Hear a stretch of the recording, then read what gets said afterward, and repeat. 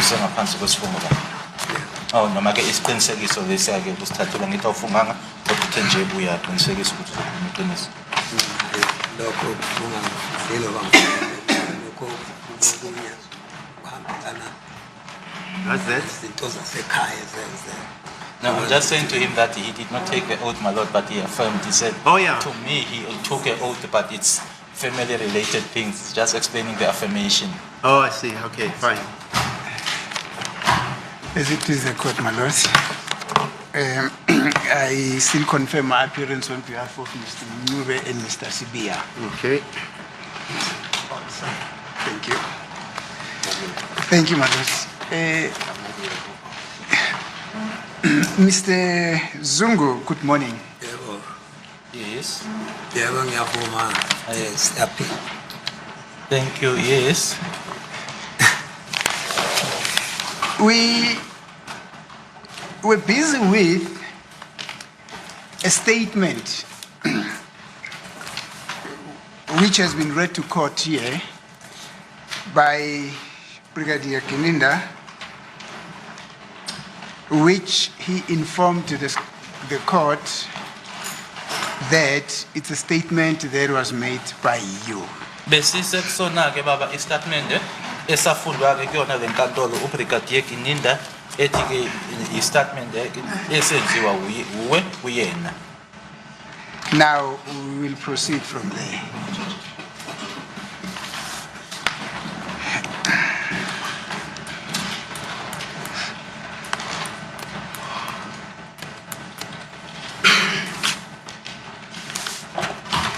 Now, the last sentence or issue that we dealt with in this statement read as follows. On paragraph 3 on the statement, line number 1, line number 5.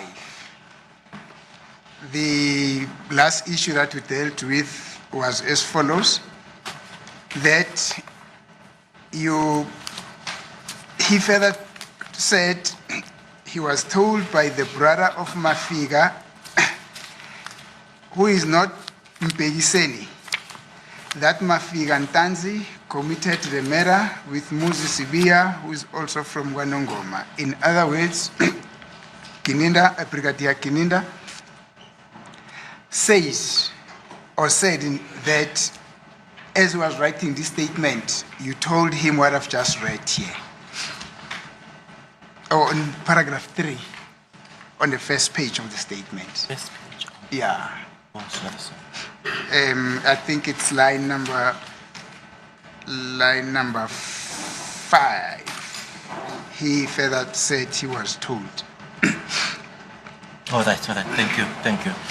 Siyaqhubeka ke baba lana ke kubhalwe ngalendlela ke wase qhubeka ke ethi watshelwa umfowabo kaMafika okungasiyena umbhekiseni ukuthi uMafika Ntanzi uyena owabulala ke ekanye naye umuzi Sibiya naye ke obuya kwaNongoma. Now, did you ever say or finish Brigadier Kininda with this information, which he then noted down in the statement? Ingabe wakusho yini wena noma wakhuluma yini lokho wena kuGininda waseyena ekubhala phansi lokho siqeda ukufunda manje? Aze ngosho mina. I never said it. Babe khuluma bona. They were the ones that were talking. Thank you. Then we proceed further. Sorry, when you say they were the ones that were talking, it's Kininda making the statement according to what Mr. Mnia said. He says, you told him that. Now you say they were the ones who are talking. Let's translate. Ubaba ke uadvocate umnisine uthi kwena lokho kubhalwe lana uGininda uthi wakutshelwa wena wasubhala phansi manje uma uphendula wena uthi yibona ababekhuluma. Ngithe ngakubeka eqaleni ukuthi kwalo nkantolo le police station kaze ngiye kuyo angiyazi negama la kodwa lokho kubhalwe la zonke izinto ebebengithathe bekwenza bekukhuluma ukuthi nguvume konke lokho bebengithathe ngempoqo. As I mentioned it earlier on, my lord, that I don't even know the police station, I don't even know a police station where they taken me to, and all the things that they were doing, it's things that they were saying, and even when they took me, they forcefully took me. Okay. Thank you, my lord. Then he proceeds to write the following in the statement. I further do know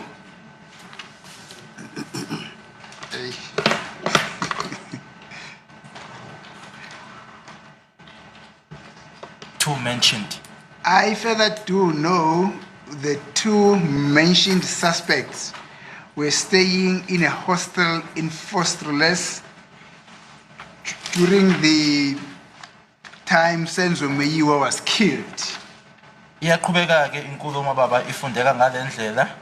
Ngiyazi futhi ukuthi ke labasola ababili abashiwo ukuthi ke babehlala ehostel eFosterus ngesikhathi abulawa ngaso uSenzo Meyiwa. Did you ever give this information to Brigadier Kininda? Wakusho yini wena lokho ku Brigadier Kininda? Uthi ngathi bahlala ehostel ayiphi hostel? That I said they were staying in a hostel. Which hostel?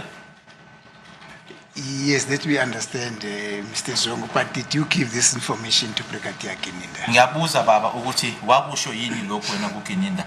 Hayi akaze ngisho ngoba na hostel engangayazi. No, I never said it because I did not even know the hostel. Thank you.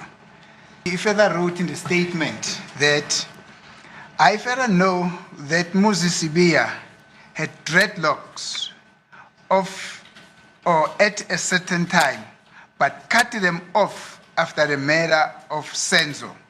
Ngiyazi ngiyaqhubeka ke baba ukuthi ngiyazi futhi ukuthi ke umuzi Sibiya wayenenywele lezi ke ebizwa ukuthi masikhuluma ke ngwase elokishini ke na ukuthi inywele lezi abayibiza ukuthi amarasta bathi lana ke ama dreadlocks. Ngiyazi futhi ukuthi umuzi Sibiya wayenama dreadlocks noma ke amarasta ngesikhathi esithize kodwa ke wayeseyigunda emuva kokuthi uSenzo ebulewe.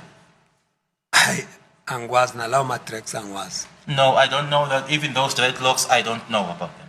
But did you give him this information?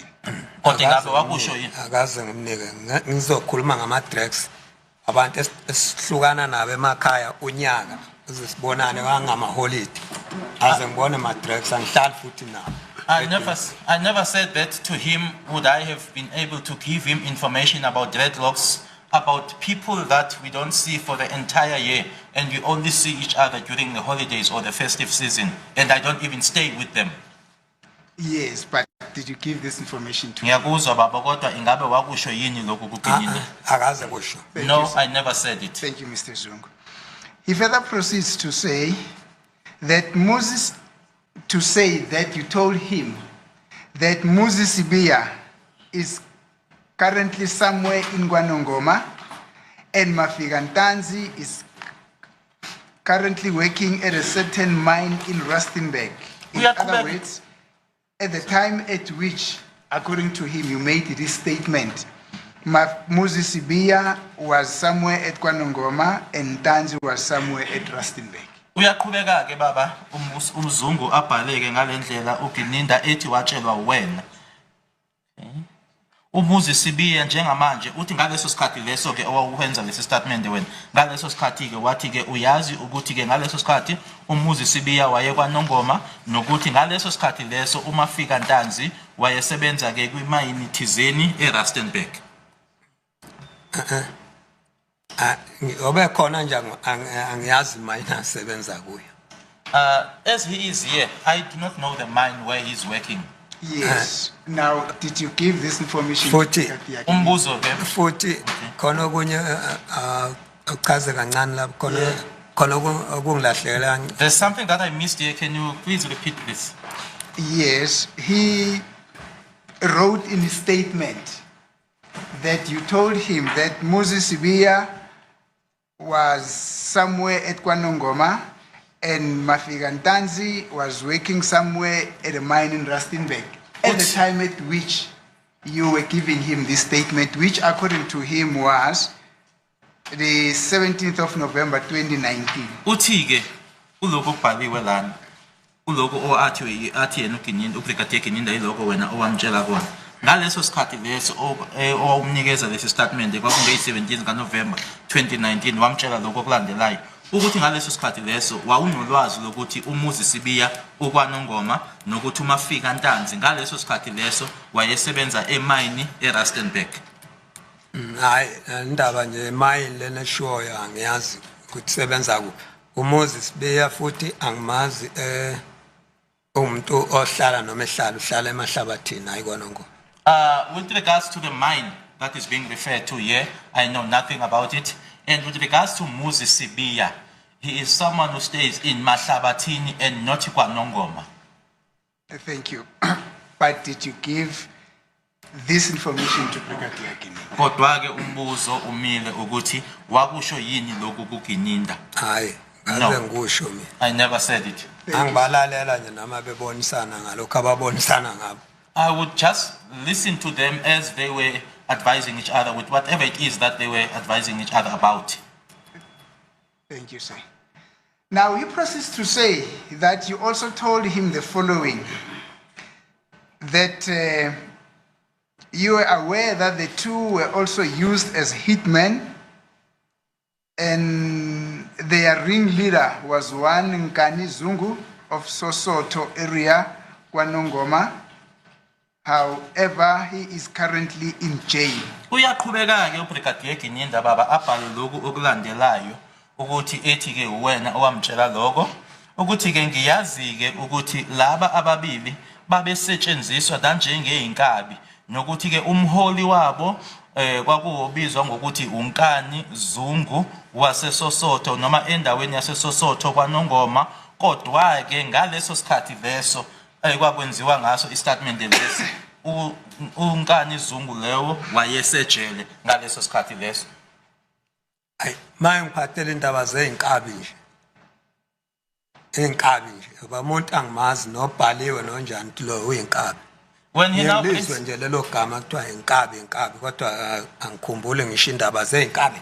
When he brings up issues now of hitmen, I would just would hear people saying that, but I cannot look at a person and say that this person is a hitman. I do not remember myself bringing up that name of hitman. Thank you. But did you give to Brigadier Gininda this information? Kodwa-ke lokhu okubhaliwe lana ingabe wakusho yini kuyena uBrigadier Gininda? Hayi kaze ngisho ba mina ngangakhulumi first. No, I never said it because I was not talking in any way. Thank you. Now he proceeds to write the following, that you further identified a photograph of Muzi Sibiya to the police and attach it together with this statement marked ANZ1. I don't know whether that is ANZ1 or AN21. I don't know what that is. But he says you further identified a photograph of Muzi Sibiya to the police, and in this statement that you gave him, you yourself attached that photograph of Muzi Sibiya as exhibit AN21 or ANZ1. Uyaqhubeka-ke abhale uBrigadier Gininda baba uZungu ukuthi-ke kunesithombe-ke owathi wasikhomba wena-ke baba sakhe uMuzi Sibiya emaphoyiseni wasisithatha-ke leso sithombe leso sase sihlanganiswa-ke naso le statement lesi owasenza usenza emaphoyiseni base bethi-ke uma sesithathiwe sahlanganiswa nestatement lesi basinike babhala-ke kusona-ke u-ANZ1 noma u-AN21. Hayi isithombe angisikhumbuli nje. A photograph I do not remember being in possession of. Emaphoyiseni kwakuyabani? Emaphoyiseni uthi kwakuyabani? Who is he saying who went to the police? I heard something to do with police. Yes, let me try to clarify what is said in this paragraph. He said, when you were explaining this information, or when you were narrating this information to him, he says that you also identified a photograph of Muzi Sibiya to the police. Uthi ke angiyizame ukuthi ngeke ngichazeleke lokho ngalendlela. Uthi ngalesikhathi ke njengoba yena athi uBrigadier Gininda uwena owawukhuluma lenkulumo kuyena yena abhale phansi. Uthi ngalesikhathi kwenzeka lokho unesithombe esikamuzi Sibiya wena baba wasikhomba. Sase sithathwa ke leso sithombe lesi sihlanganiswa nestatement lesi esifundwayo ngamanje. In other words, when you were taken to that house, according to him, I'm not saying that is what has happened, I'm saying according to him, when you were taken to the house where he took down his statement, there's a photograph or a photo of Muzi Sibiya that you identified in their presence and said, this is a photo of Muzi Sibiya. Now I understand where you are headed. Isithombe engisaziyo. Yes. The photograph that I know. Isithombe engisaziyo ilese ngikhulume ngaso ngiqala ukukhuluma. It's the one that I referred to you when I started to talk here. Yes. Ngithi mina ngikhonjiswa uConstable Zungu engikhombisa ukuthi uyamazi lo. That it was Constable Zungu Constable Zungu who pointed out or showed me a photograph and asked me, do you know this one? Yeah, Baba. Yes. Engikhombisa efonini yakhe. Elempumalanga hayi la. Showing me that photograph on his phone, and he was in Mpumalanga then, not here. Thank you. Ngathi mina ngiyamazi lo. I then said, I know this one. Ngeke ngabeka ukuthi zengakhuluma ngendaba yokuthi kanjani wamtshena ukuthi umthatha isithombe kuye uyamshuta wathi angimtshelanga ntshontsho. I also made mention earlier on when I said I spoke to him, inquiring from him as to whether did he ask for permission or did he tell him that he was taking a photograph of him. And then he said, no, I didn't tell him. It was a stolen photo. Thank you. Ngathi nje usho ukuthi ke ngoba sebesho kanje Gininda wayekuphika mina ngikhuluma ngalo mfana engimzalayo usizwe ukuthi nguye wayephethe lesithombe. UGininda ke manje mabe ayemthumile ukuthi akeze nasithombe azosesha ukuthi ngiyamazi lo. UGininda kungani sesithathu sesifaka kwenye indawo isithombe siqhamuka ku Constable Zungu. Shuthi ke sebexoxele bobabili ngalesi sithombe ukuthi ngoba wena uyamazi asiqhubeke kanje. Shuthi ilokho ngomayikhuluma ngesithombe lesi. If now Brigadier Gininda makes mention of a photo, which then means that the two of them had discussed this, he sent him to me, that is now Constable Zungu, my son, and said that Constable Zungu should go and inquire from me as to whether I know about this person, if this is now how it is put with regards to the photograph. Thank you, but that is well and clear and appreciated and well understood. But he says, when you gave him this statement, and you have repeatedly said that you never gave him a statement, but he says here, when you gave this statement to him, you also identified a photograph of Muzi Sibiya. Did you at any point give a statement of this wherein you also identified, or when you gave a statement, you also identified a photograph of Muzi Sibiya? Kuyazwakala lokho baba, kodwa ke umbuzo engibuza wona ukuthi ingabe yena uthi lana ngathi kubhala lesi statement khona ke nesithombe owasikhomba ke wathi lo uMuzi Sibiya. Manje umbuzo wami uthi ke ingaba sikhona yini isithombe owasikhomba wena ke ushilo kade kusho ukuphinda futhi ukuthi awukazi wenza statement, kodwa umbuzo wami uthi kunesithombe yini owasikhomba wathi wena uMuzi Sibiya lo? No. Thank you. Ngasiveza kodwa ngimvimba ngasiveza leso sithombe leso ngiyasazi ukuhlukanisa sale sengasikhomba eqaleni. I do not stop him, or I'm not stopping him. He can just bring that picture or that photograph forward. I know the photo that I pointed out in the beginning. Yeah, he says here that that photograph is attached to the statement that we're reading now, but when the state gave us that statement that we are reading now, that photograph wasn't there. Exactly, that confirms what you're saying. Yena ke akubhalile lana ukuthi ke isithombe lesi akhuluma ngaso lana sikhona siyingxenye yalesi statement, kodwa ke ngenkathi umbuso unikeza ke abameli istatement lesi isithombe leso ke besingekho noma besingayona ingxenye yaso istatement lesi okuqinisekisa lokho ukushoyo impela. Do you understand? Uyangizwa? Ngiyazi. I understand. Thank you. Brigadier Kininda further writes or wrote in the statement that you said the following, that you were not told by Mpegiseni as to why Moses Sibiya and Mafika Ntanzi killed Senzo. Okay. Okay. Iyaqhubeka ke lana uthi wena ke awakusho okubhalile athi kwashiwo wena ukuthi ke angizange ngitshelwe uyena uMbhekiseni ukuthi kwakungani uMoses Sibiya noMafika Ntanzi babulale uSenzo. Did you ever say this to Brigadier Kininda? Wakusho yini lokho kuBrigadier Kininda? Hayi azange usho No, I never. Sikahla akaze ngisho. Although I don't understand well, but I never said it. Thank you. Then he further says that after you receive the above information, everything that we've spoken about now, you then decided to tell your son, who is a police officer in Johannesburg, about the above information. His name is Kumbuzo Zungu. Uyaqhubeka ke abhale athi wase umtshela lokho kulandelayo ke yena wabhala phansi ukuthi emuva ke ukuthi sengithole lo lwazi lolu ngathatha isinqumo sokuthi ngitshele indodana yami eyiphoyisa eGoli mayelana lo lwazi lolu igama lendodana yami uSikhumbuzo Zungu.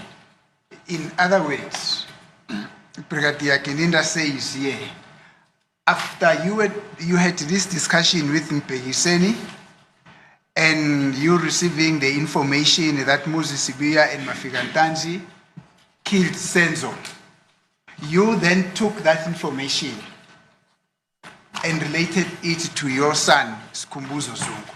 Manje ke lokho okubhalwe lana uyena uBrigadier Kininda usho lokho kulandelayo baba ukuthi emuva kokuthi wena ke usuxoxisene noma senikhulumileke noMbhekiseni wasuthatha ke lo lwazi lolu onalo oluthole kuyena uMbhekiseni waludlulisela kwindodana yakho uSikhumbuzo Zungu.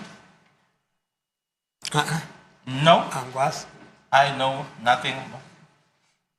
Did you ever have a discussion with Mpegiseni relating to the involvement of Moses Sibiya and Ntanzi? Ntanzi is accused number 2. On the killing of Senzo Meyiwa. Ingabe waba nayo yini ingxoxo noma ke ukukhulumisana wena baba kanye naye uMbhekiseni mayelana ke nombandakanyeka kukaMoses Sibiya noMafika Ntanzi ekubulaweni kwakhe uSenzo? Ingabe khona nje inkulumo enaba nayo wena noMbhekiseni emayelana lokho? uMbhekiseni engazange abe nayo inkulumo etheni namaze ngibe nayo. Into nje yabangela lokho ngathuma ukuthi akalande yena lo iphoyisa ngoba esengene kulenkingi ukuthi akalande lona ebusuku. There was nothing much that was said by Mpegiseni to me. Same applies from me to him. The only thing that happened was when I requested Mpegiseni to go and fetch my son, who is a police officer, when he was already in this trouble, to go and fetch him at night. Thank you. Then Brigadier Kininda proceeds to say that you told him that subsequent to that, I was then informed by Sikhumbuzo that we should go meet the police at the head office, South African Police Services office in Pretoria. In other words, Brigadier Kininda says here that you told him that after you reported this information to your son, who is a policeman, then your son said to you that you will have to accompany him to the head office in Pretoria to go and meet the police at their head offices. Iyaqhubeka ke abhaleke uBrigadier Kininda ukuthi ke wase umtshela lokho kulandelayo wena baba ukuthi emuva ke kwalokho wase utshelwa wena ke uSikhumbuzo ukuthi kuzofanele nihambe ke niyohlangana namaphoyisa kumahhovisi amaphoyisa ePitoli khona la ePitoli la isikhona njengamanje. Siyohlangana namaphoyisa. Yebo baba. to go and meet the police? Hayi kasanga ngihlangane nabo angazi. I never met the police. Did you understand what is said here? Ingabe uzwile yini lokho obhalwe la? Ukuthi uthi sahamba sayohlangana Angiphindele. Yamaphoyisa. Emuva kwalalela baba. Emuva kwalokho ngase ngitshelwa usikhumbuzo ukuthi kuzofanele mina naye usikhumbuzo wena nosikhumbuzo kuzofanele sihambe siyohlangana namaphoyisa emahhovisi awo amaphoyisa la ePitoli. In other words, Mr. Zungu, ukuthi angikwazi nakhona la ePitoli oba angazange angibonanga njengokusho kwami nje angazi namanje obesho ukuthi kwakukuphi le ndawo. As you're saying, I don't know this particular place or that place where we went to as to where exactly that was. yes, in other words, what is meant here is that's now according to Brigadier Kininda, you must bear that in mind. Now, according to Brigadier Kininda, you said to him, which he wrote down, that after you received the information from Begiseni that Ntanzi and Sibia are involved in the killing of Senzo, you then went and narrated that information to your son. And your son then suggested that, no, we need to go and see the police in Pretoria. Ukulalelisise kahle ke babuzungu lokho ihamba ngalendlela ukuthi ke ngokwaloko kushiwo uyena uBrigadier Kininda ukhumbule uyashumela ukuthi kushiwo uBrigadier Kininda lokho ushila la enkantolo namanje kubhalile la phansi uthi waetshelwa wena yena wakubhala phansi ukuthi ukhulume noMbhekiseni emuva kokuthi ukhulume noMbhekiseni wase wena lokho okuthole noma ukuzwe kuMbhekiseni wangidlulisela kwindodana yakho yasi indodana yakho ithi cha baba asambe siyohlangana namaphoyisa ePitoli ukuthi ngiqhawa le amaphoyisa siyohlangana namaphoyisa. I'm confused by this aspect of the police that we should go and meet the police. Yes, now what follows is, did you say to Brigadier Kininda that after you told your son about what you received from Begiseni, did your son then say to you that, Daddy, we need to go to Pretoria where we should go and meet the police? Manje ke umbuzo baba kulona ke sicela umbuzo ukuthi ke ingaba washo yini kwindodana yakho sorry ngiyaxoxa indodana yakho yasho yini kuwena ukuthi asambe baba siyohlangana namaphoyisa ePitoli? No. No. Thank you. Noma athi kasambe siyohlangana namaphoyisa angwabonanga futapha amaphoyisa akukholanga ngabona khona amaphoyisa. Even if he suggested that or said that let's go and meet the police, I did not see those police. Where are those police? Thank you, Mr. Zungu. Then Brigadier Kininda further proceeds to say that you told him that indeed the police were met and then you dispose the statement that we're busy with to Colonel Kininda himself, who was with Sergeant Mohani. That is what Brigadier Kininda said now. Uyaqhubeka kabhale uBrigadier Kininda babuzungu ethi watshelwa wena ukuthi ke ngempela sahlangana namaphoyisa ngase ke nikeza ngestatement sona ke lesi statement manje esisifundayo la enkantolo ngisinikeza kuyena uKolonel okwakuse uKolonel Kininda ngaleso sikhathi leso owaye naye noma ke elinye iphoyisa ayenalo kwaku Sergeant Mohane. Yes.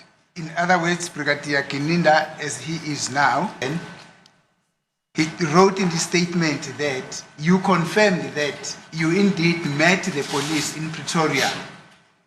Those police were him and Sergeant Mohane, and you then gave this statement that we're busy with now. Ngamanye ke amagama babuzungu okushiwoyo lana ukuthi ke uBrigadier Kininda ubhale phansi ukuthi ke wase impela ke ukuqinisekisa ke ukuvuma nawe ukuthi ngempela ke nahlangana namaphoyisa lawo maphoyisa leyo ke kwaku Colonel ngesikhundla ke kwakuse uKolonel ngaleso sikhathi uBrigadier manje uKininda kanye naye uSergeant Mohane kwase kubhala sona ke le statement lesi. Akazange mina nje ngikhumbule noma yini uKininda oba sabonana sibonene kabili oba ngikhona. I cannot recall that, sorry.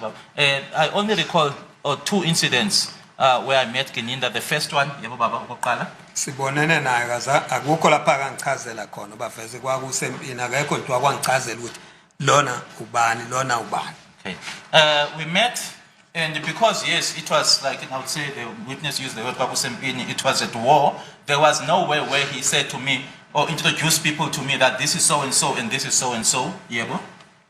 Ilokho ke ngifuna ukwazi ukuthi wayengitshena nini noma nganginenhliziyo nami ephakeme ngokubuka isimo abangenze sona kodwa nje akazange angichazele ukuthi nje kube khona nje noma efika le kimi akachazanga lutho. So that is why now I want to know as to when or when that happened, even if I was also my temperature was also high because of the situation that I was under. Even at the time when he came to me, he never said anything or explained anything or introduced anyone to me. Ngisho noma esehlukana nami ebusuku lapha bangibeka khona akazange azangichazela ngoba wangiletha la wangithatha le wangibuyisela futhi emva wangibeka lapha enkalweni. Even when he took me back home at night, he never said or mentioned anything because he took me from home. And then he took me from home and took me for wherever they took me, and then took me back. But he did not drop me at home. They just left me in an open field. Yes, thank you, Mr. Zulu. But Brigadier Gininda says that in the statement, now according to him, that you gave him, you said the following, that I dispose the above statement to Colonel Gininda. In other words, it is you who gave him all this information that you have been busy with up to now. Okubhaliwe lana baba uZungu kufundeka ngalendlela ukuthi ke nganikeza ke ngestatement kuyena uBrigadier Gininda kwakuKolonel Gininda ngesikhathi. Lokho kusho ukuthi konke lokho esesikufundile manje ukusuka ke eqaleni ukuzofica ke manje la esikhona uBrigadier Gininda uthi uwena owamtshela kona. Hayi songiphosisela mina. No, he's telling lies about me. Thank you. Bengisho lokho ukuthi akasukungikhulumela nje ezinye izinto ngoba le statement sizongena nami ngizongena ngemibuzo la statement. With regards to this statement, I'm also going to have my questions regarding this statement. So ukuthi njengoba sikhuluma ukuthi uGininda uthi ngaya kuye mina. About the fact that Gininda claims that or alleges that I went to see him. yeah, we will come to that, Mr. Zulu. You definitely have an opportunity for that. You'll definitely have an opportunity for. So what you're saying is mentioning of the fact that you confirm that you dispose a statement to him that is incorrect. Okushoyo wena babuzungu ukuthi lokwabhalile lana ukuthi wena wathi ke wenza istatement kuyena ukuthi akusilona iqiniso. Usho kanjalo. Akusilo ke ngoba kezange akwenziwa ngokusemthethweni ngibhale ngabe ngiyavuma bani thwa khona okwenzeka kwakukhona nase police station kwaxoxwa yonke into ngabe ngiyazivuma ukuthi nakho engakubhalayo ke mina ngathi ngiyazivuma. Yes, I do not admit or agree to it because nothing was done in the correct way or lawfully. Because if it was at the police station, there were some stamps that were put, I would have been able to point out or identify that indeed I agree. This is what I said or this is what I wrote. Thank you. Now, Brigadier Gininda. Bengizokhuluma ukuthi nasi ke statement sesenziwe. Uma sesenziwe akukhona okufanele kwenziwe. Angithi kuna police station kunani siyaxoxa into mayenziwe wayengithatha phela ngithathe ngalendlela ngithatha wangisani kuyokwenza ubufakazi lapho wakhuluma nali iphoyisa lila hayi nasi statement kade sense cela ukusho ukuthi lokho uyakuzwane uyakufunda ufundisile ungifundisile wafundisa nephoyisa la kwaxoxa kade sizokwenza lento endaweni ethile. I just want to know or to ask with regards to this statement, is there any indication or anywhere where it points out and says that this was done at a particular place or at a police station, there was a police officer, this was read back, a stamp was put on this. Is there something to that effect that indicates that? We understand what you're talking about, Mr. Zungu. I think you're referring to a commissioning of a statement. We'll get to that later on. Siyabonga babuzungu ngaloko kushoyo siyakuzwa ke kodwa siyeza isikhathi sokuthi ke sifinyelele kuloko siseza lapha sikafiki lapha. Okay. Okay. Thank you. Then he proceeds to say that you can identify Mafiga to the police if you see him, but you do not have his photos. Uyaqhubeka ke noma ke uqhubeka ke abhale uBrigadier Gininda lapha ukuthi ke wena ke wasuthi kuyena ke ngingamkhomba umafika emaphoyiseni uma ukuthi ngingambona kodwa ke anginaso isithombe noma anginazo izithombe zakhe. Now, did you ever say to Brigadier Gininda, according to him, that you could be able to identify Mafiga to the police? Unfortunately, you did not have his photos. Manje ke umbuzo uthi wakusho yini lokho kuBrigadier Gininda ukuthi uma ungambona uMafika Ntanzi ungamkhomba emaphoyiseni ngeshwa nje izithombe zakhe awunazo wakusho yini lokho? Cha akaze ngusho. No, I never said it. Yebo. Umafika ngamkhomba noma ngaphandle kwesithombe. Because I can identify Mafika without a photo. Thank you. Now, he further says that that is all that you could say for now. In other words, your story ended there. You told him that my story ends here.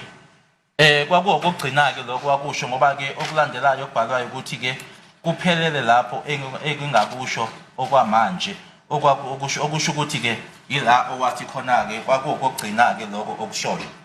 Amagama osewuqedile ukukhuluma. Did you ever say to him that? Wakusho yini ke nalokho? Ukuthi manje akukho kunye engakusho ngiqedile manje. No. Thank you. Siyabonga. Now he further proceeds to say that you said to him that you know and understand the content of this statement. Uyaqhubeka ke abhale athi uyakwazi futhi ke uyakuzwisisa noma ke uyakuqonda lokhu okubhaliwe la kule statement. Ayakaze ngisho. No, I never said so. Now, from there are signatures which are appearing at the bottom of the page there. Unfortunately, the copies that we were handed by the state, the signatures, they were cut out. We do not have a full view of the nature of the signatures. They are requested yesterday, probably a better version of the statement from the state. Probably the state is still preparing it. While they are busy preparing it, we can then proceed to the next page. According to him,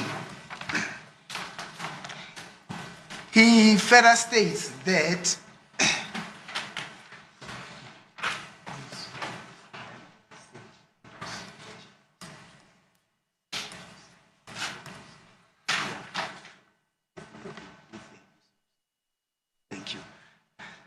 he further says that you further said to him that you have no objection to the taking of the prescribed oath and you consider the prescribed oath to be binding on your conscience. Uyaqhubeka ke abhale lana ukuthi ke washo wena kuyena ukuthi awunankinga yokuthi ke ungakufungela lokho kushoyo noma ke ungathatha isifungo salokho kushoyo nokuthi ke uyazi ukuthi ke isifungo lesi osithathayo kuyisibophezelo kunembeza wakho noma amagama kuyinto ke ekuphoqayo ukuthi ukhulume iqiniso. Angikwazi lokho. No, I know nothing about that. Thank you. Now, just one thing that I think is very crucial. One of the few things that are very crucial in the statement. Now, I see that this statement is taken in English.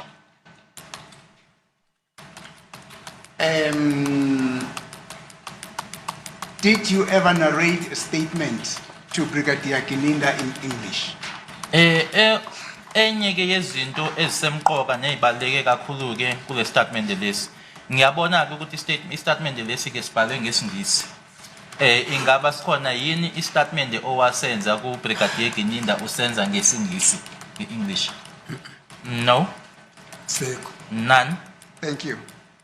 Now, normally, when a person who gives his statement in a language other than English, maybe in a vernacular language, the person who writes that statement in or who convert that state or what the deponent is saying into English would, after the statement has been completed, then read back to the deponent what the deponent has been telling him. Ngokujwayelekile indlela ekwenzeka ngayo uma kuwukuthi umuntu unikeza ngestatement ukhuluma ke ngolunye ulimi engasilona ke isingesi ulimi ke lwesintu okwenzekayo ukuthi lo obhalayo uzothi uma ngabe seqedile ukubhala uzothi ke athathe lokhu akubhalile akufundele lo ebekuyena obekhuluma. Thank you. Now, you are saying there were people where you were, a place which you can't say what was it, who were saying things, and Brigadier was writing, and Brigadier Gininda writing, not so?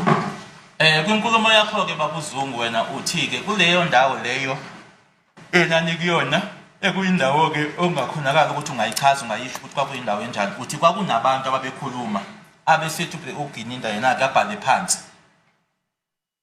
Babekhuluma phela khuluma nabe ebhala uGininda la. Yes, he was talking to them and Gininda would write here. Thank you. Now, after this statement was, after this paper, yes, I would call it a statement, after this statement was written, as you are saying, you never said anything. Were there any attempts made to read it to you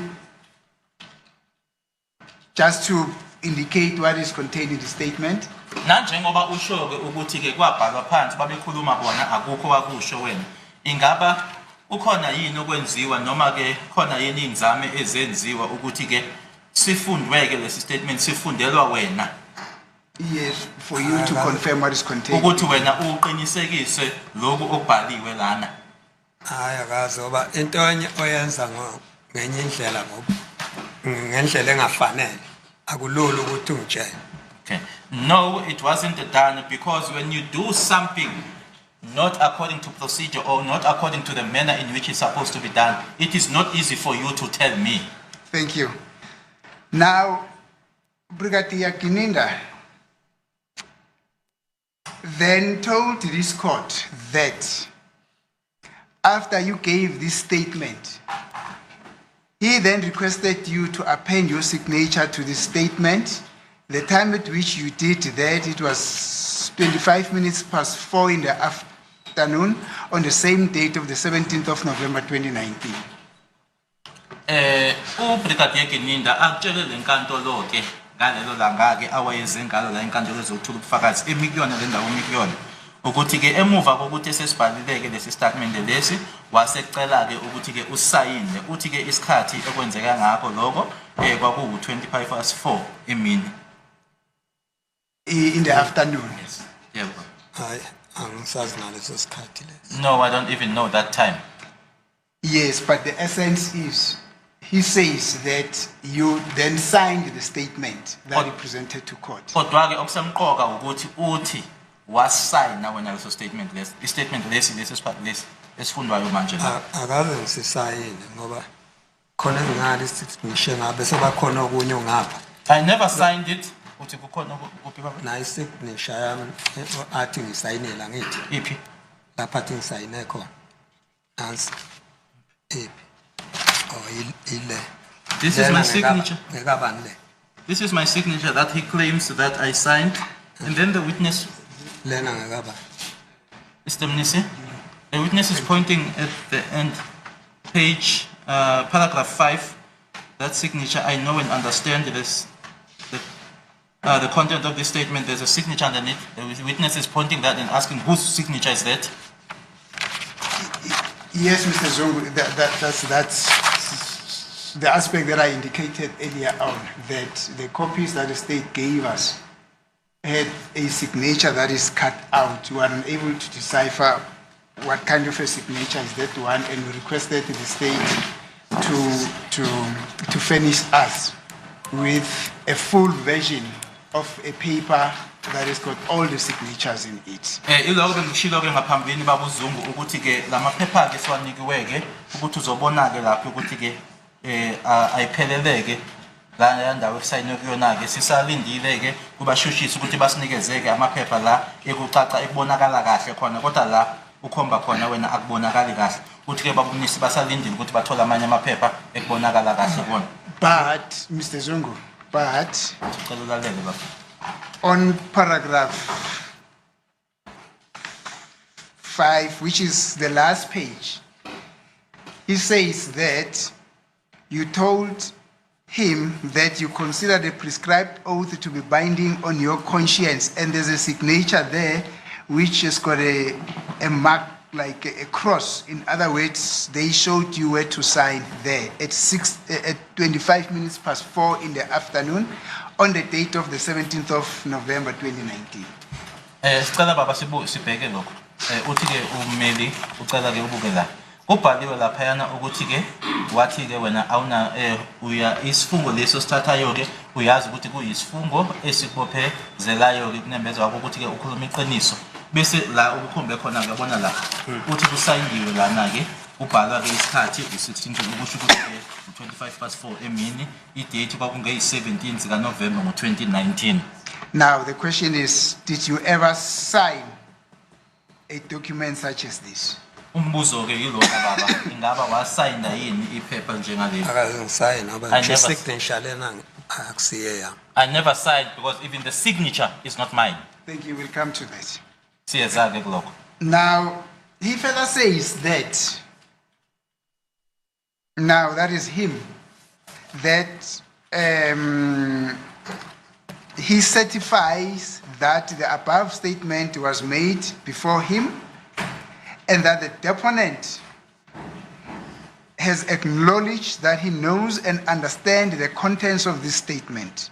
The statement was sworn before me and the deponent's signature placed therein or placed there in my presence at Mpabanga building, at Mopanaga building, Netcom office Pretoria on Sunday the 17th of November 2019 at 16:25. Then he says that he is a member of the South African Police Services. He states his name there as Bongani Nicholas Kininda. He's a police official. He was a colonel then. He is the head of the Cold Case Commander Unit here in Pretoria. Lana ke baba kubhalwe ngalendlela ke ukuthi lana usenikeza yena ke isiqinisekiso umuva ukuthi ke istatement ususenzile ukuthi ke istatement lesi ke senziwa ke phambi kwakhe umuntu wayinikeza ngaso ke istatement wase eqinisekisa noma evuma ke ukuthi ke uyakwazi futhi ke uyakuzwisisa nokuthi uyaqonda ke lokho obhaliwe kusona istatement nokuthi ke istatement safungelwa ke umuntu owayesenza wase umuntu loyo wayesenza istatement esayina ke nokusayina ekhona ke yena ke kwibhilidi ke elibizwa ngokuthi ke iMapunaga Netcom kuma officer eNetcom khona la ePitori uthi langa ke kwakungesonto nge17 ka November 2019 isikhathi kwaku 25 past 4 uyasho ke ngenzansi ukuthi ke uyiphoyisa uBongani Nicholas Kininda usebenzela amaphoyisa ke futhi ke okuyena ke oholayo ke ithimba lelo ne date ibhaliwe ba. So in simple terms, Brigadier Kininda is saying here that you have admitted what you gave him in this statement and the content of the statement, and that you signed this statement in his presence. Akushoyo lana ke kuloko engiqeda ukutshela kona noma ukufundela kona baba uZungu ukuthi ke uBrigadier Kininda uthi wakuvuma ke lokho akubhaliwe lana kusona istatement wase uyasayina. Ngoba nale ndawo sure noma ngangikabi ke la ngihle ngiboshwe kodwa leyo ndawo nje angiyazi kwayo le ndawo ale statement angisazi. Even the mentioned place, irrespective of my, or although I was under, or irrespective of the condition, my conditions at that time, but the place that is mentioned here, I don't know. I also don't know the statement. You have said that that signature that is appearing there on the last page of the statement is also not yours. Or let me put it this way, what did you say about that signature? Ukhona ukushilo yakhumbula baba ubuza ngalokusayina lokho. Ukhona ukushilo ubuthini ngalokusayina lokho. Cha bengithe ngasona lesakusile ubhaliwe nje lokubhaliwa se statement sami lesi. Injalo signature yami. What I said is that this is not my signature. Thank you. Uma ngabe kunjalo edinge yami le khona nje angibuza ukuthi ngiphethwa ngibheka ukuthi yiyo le impela lento engisa sholo ukuthi uGininda ke ngalesikhathi engisayina la Yes. sengisayinile wabe sekuthathani kokunye into ethile ngiphethwa buku ukuthi yiyo ngempela signature yami. If Gininda claims or alleges that this is my signature, is there anything that he took from me just to prove that indeed this was, to compare and see that this was indeed my signature? So you maintain that this is not your signature. Umile lapho ukuthi akusuwena osayine la. Hayi angisiye. No, it's not me. And you further maintain that you never signed a document before Brigadier Gininda. Usasho futhi ukuthi akukho nje iphepha olisayina phambi kwakhe uGininda. Lekho ngangijwayelana kuphi naye ngoba ngangiqala esho ukuthi uyisoka kangakanani wayiqala ukubona mina. Ngoba ngiqala ukumbona lelanga ngase ngimenzela zonke lezi zinto. Ilanga elilodwa.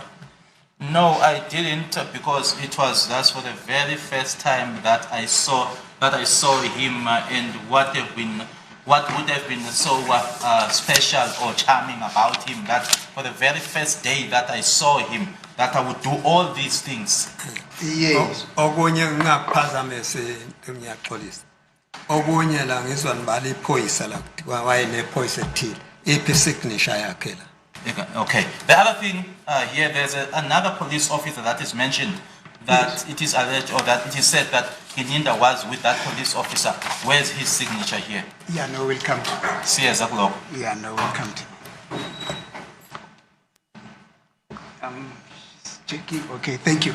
Now, you said the day on which you were taken from Ermelo to that house that you do not know, it was actually your son who came to you, not so. Uyasho ke ukuthi ngalela langa owathathwa ngalo eMelo bekhambisa ke bekisa kule ndawo ke noma ke lendlu ongayazi ukuthi ke indodana yakho yayikhona. Yayikho. He was there. And it is your son who said to you he was requesting other people who he was in company with or who were in his company. Ushilo ke nokuthi kwakuyindodana yakho yacela ukuthi baba ngiyacela ukuthi ke uzohlangana ke nabantu ayehamba nabo ngalelo langa lelo. Kwakuyena owacela ukuthi uzohlangana nabantu ayehamba nabo. Wangibeza uzwe. Waqala wafona ngelinye ilanga ethe njalo uGininda yafuna. He first called on a particular day and said, Gininda wants you. Yes, but for now, we'll come on that particular day. But for now, let us talk about this day, the one that we visit. Yeah, these are the long. Nangaleli langa ke nguyofikile ngoba angithi ukuqala uGininda akaze endlini yami. Even on this day, he's the one who arrived because Gininda doesn't know my house. Yes. Ngasike konye ngento ethile bebeyihamba naye indodana yami ukuthi konye uyazi. I don't know with regards to certain things whether he knew. I don't know. Yes. Ngabizwa yiyo ke ukuthi ke nami Gininda ekubiza. It's my son who called me and said to me, Gininda is calling you. Wayengazi uGininda la ngihlala khona. Gininda didn't know my place of residence. Yes, and then after your son has requested you to come meet Gininda, indeed you obliged, went to meet Gininda, who you found in the company of other people, not so. Wase uya ke wena ku Gininda wamthola wamfica uGininda enabanye abantu. Yes. And in fact, this person called Gininda because you did not know him before. Ngoba ke wahlangana ke naye uGininda ngoba ngaphambilini wawungamazi angithi. Ngalelo langa ke bangena ke bathi sacela ukuthi sithi shy round like eTrophy. Yes, it was on that day where they then asked me that we just make a turn in town. Yes, and then Asebehamba uduke endlini nje nami engihlala kuye ngashiya ngavalile. They just left, or they just drove in other words, they just proceeded with the journey. I even left my house not closed or locked. Yes. Now, did anyone say to you, Mr. Zungu, we are here, we have come to request you to accompany us to a particular place for this purpose? Ingabe khona yini umuntu owasho kuwena wathi babuzungu sila ukuthi ke sizocela noma ke nayi inhloso yokuthi sibe lana ke sicela ukuthi uhambe nathi ke siya endaweni ethize ukhona yini umuntu owasho kuwena lokho? No one. So they just said to you, Mr. Kininda, Mr. Zungu, may you please climb in the vehicle, and then we want to take a turn there in town, and then you go into the vehicle under the understanding that you will be driving to town and then you'll be coming back. Base bethi kuwena sicela ungene ke emotweni sizoshaya nje ke iround la edrobheni nawe ke wasungena emotweni ngoba wazi ukuthi noshaya iround edrobheni. Phela nangu umfana engimazi. Yes, because my son was there. Because I would not have gone in with people that I don't know. Because even Kininda was unknown to me. Yes, and with town, you understood to mean Emelo. Uma babethi ke ashaye round edrobheni wena ke emqondweni loyo nto yayithi siya eEmelo siya la eEmelo. Yeah, ngicabanga lokho bangashiya ngavalile ngishendlini. Yes, that is what I thought, because if I even left my house open. Now, when you drove to town and you realized that you are now passing town, what did you say? Ermelo. When I say town, I mean Ermelo. Uma seniya ke senihamba ke manje nishaye leyo round kodwa ke usuyabona ukuthi cha asisashaye round kodwa ke sesiyandlula ke manje edrobheni. Wathini ke wena? I inquired, where are you taking me? What was the response? Impendulo yathini? And then this other one said, we are not going to be told by you. I just kept quiet. Ngoba ngiyabona first lapha phandle kwenziwa njani abantu bafa nje kalula athathwe afika abula ngathula ke ngathi ngiyabonga mangisindile. I just kept quiet because I know and I also am aware of what is happening outside, that people just get killed, and I just said that I would just be grateful if I would still be alive. So you obliged, you keep quiet and obliged, and they proceeded driving. Uma uthi ke wathula ke kusho ukuthi ke wathula wase ke wenza nje lokho okuthiwa ukwenze. Yebo. Yes. Now in the process, or in that moment, Brigadier Kininda is with the people, is with you, is amongst the occupant of that vehicle. Manje ke kona konke lokho uBrigadier Kininda wayeyingxenye ke labantu ababekhona kuleyo moto leyo. Wayekhona. He was there. Yeah. I must tell you, Mr. Zungu, that was abduction. We were abducted. You were taken against your will. You were misled. You were fraudulently removed from your place. That was abduction. Can you please? Angitshele ke baba ukuthi ke kwawukuthunjwa ke lokho ukuthi ke uthathwe ke ngaphandle kwemvume yakho ungavumanga wena make amagama ke kwenziwa into wena owawungahambisani nayo ukuthi uthathe uhanjiswe endlini yakho kwakuthunjwa lokho. Vese ngakubona kwakuyikho vese endlela okwenzeka ngayo. That's how I saw it, the manner in which it happened. It was indeed abduction. Yes, and in South African law, that's a criminal offense. Ngokwalana ke eNingizimu Afrika ke ubulelesi ke lokho amagama ukwenza ke into engekho emthethweni. Thank you. Ngiyabonga. Now, my Lord, I realize that it's already tea time, and in fact, this gives me an opportunity to arrange something that I would also want to demonstrate here at court with this witness, my lord. May we take a short Okay, time again, adjournment.